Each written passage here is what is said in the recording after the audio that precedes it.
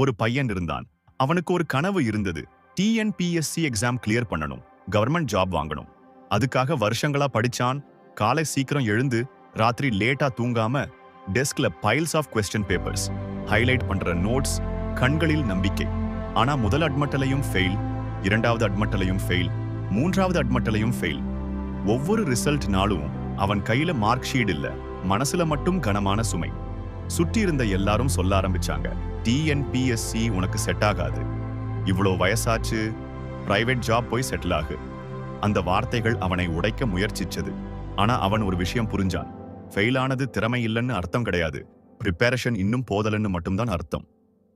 அடுத்த நாள் காலை 5 மணிக்கு அலாரம் ஒலிச்சது. அவன் மீண்டும் டெஸ்க்ல உட்கார்ந்தான். பழைய டிஎன்பிஎஸ்சி கொஸ்டின் பேப்பர்ஸ், ஹைலைட் பண்ணப்பட்ட நோட்ஸ், கண்ணுல தூக்கம், மனசுல பயம். ஆனா அந்த பயத்துக்குள்ளேயே ஒரு கேள்வி மட்டும் அவனை குத்தியது. இந்த அட்டெம்ப்ட்லயும் கூட விட்டுட்டேனா எப்ப வெற்றி? அவன் மீண்டும் எழுந்தான், மீண்டும் படிச்சான், மீண்டும் நம்பினான். Same exam hall, same bench, same silence. ஆனா இந்த தடவை அவன் மனசு மட்டும் டிஃபரெண்ட். எக்ஸாம் முடிஞ்சது, ரிசல்ட் வந்தது.